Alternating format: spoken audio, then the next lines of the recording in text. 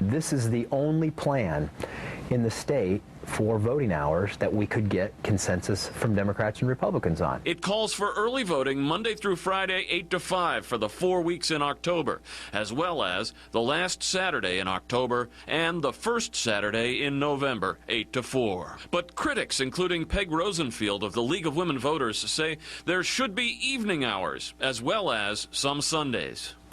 You may have just felt an odd sensation of chilling deja vu after seeing that very recent footage about voting hours in the still hugely decisive, perennial battleground state of Ohio.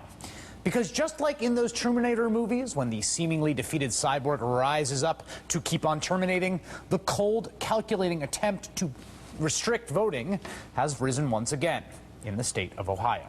In the hands of Ohio Secretary of State Jon Husted, we are in for a very serious sequel. You see, Mr. Husted, under the guise of uniformity, has set early voting hours that are standard for all the counties in Ohio. Here is the problem.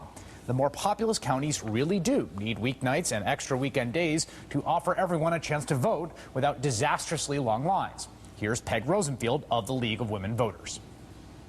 About 8 or 10 urban counties who are the ones who need the extra hours, and we have 80 rural counties who don't need it.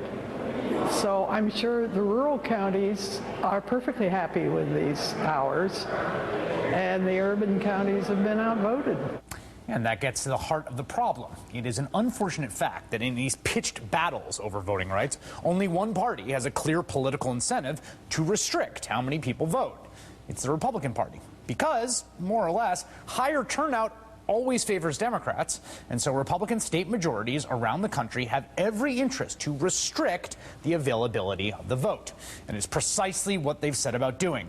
And in Ohio, get this, 2 years ago, Republicans tried to do just that, and it was Secretary of State Jon Husted who limited early voting on the weekend before the election to military personnel only.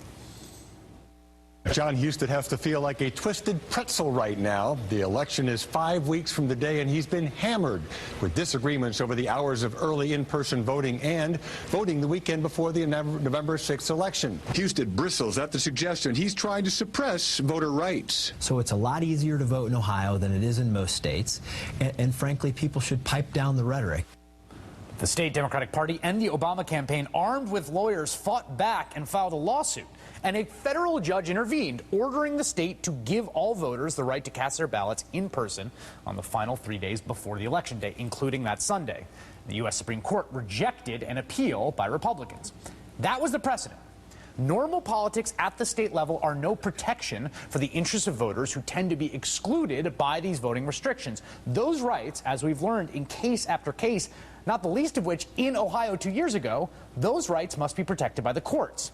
And that's why my next guest is taking his case to court for a rematch with Secretary of State Husted. Joining me now, Ohio Democratic gubernatorial candidate of Cuyahoga County, Executive Ed Fitzgerald.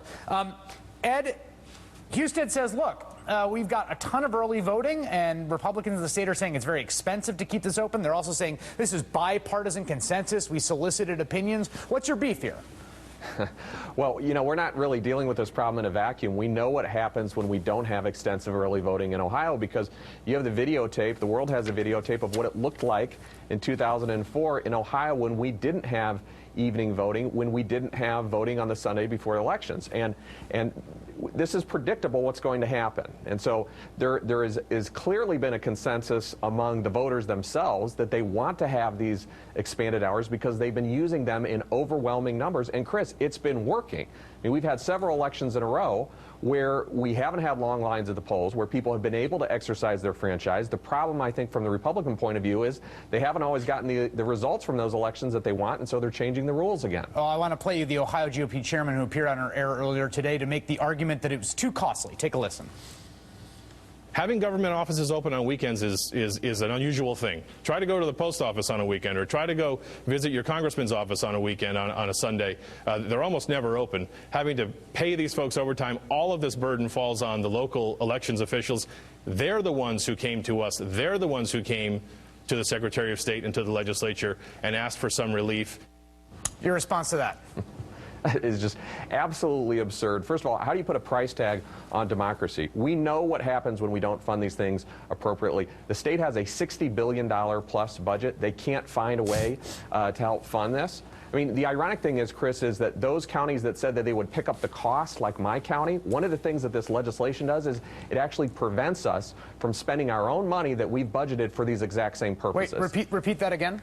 Sure. So one of the things that the legislation that was just passed by the legislature and was just signed into law by Governor Kasich, it prohibits local boards of elections from funding, for instance, some of these things on their own, including the mailing of absentee ballot applications. So just so we're clear, the GOP is making the argument that this is about cost, right? That they're making right. that this is unaffordable. You, as the person that represents the actual county that's implementing this, is saying you can pay for it, and the state law signed by Republicans prohibits you from making that decision to pay for this because you assess it's a need. That's exactly right. The litigation that you referenced, Chris, back in 2012, my county was a party to that because we didn't want the Republicans to be able to make that false argument from the court. So we actually joined in that lawsuit to tell the federal court, hey, listen, this argument that they're making, it is complete baloney. We are willing to fund these things. We've already budgeted it. We want to be able to do this because our constituents, Democrats and Republicans, are asking us to do this. So it's a completely disingenuous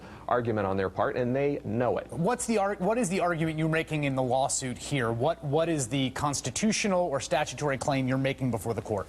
Sure. Well, I mean, I think it's going to be very similar to what you saw in 2012, and that just is, it's basically pretty simple, that the voting franchise is sacred, it's special. We know what happens when we don't make full accommodations for voters like we did back in 2004, especially in urban areas where you have multiple precincts that are combined in one location, where you've had people waiting until 2 in the morning to have to vote.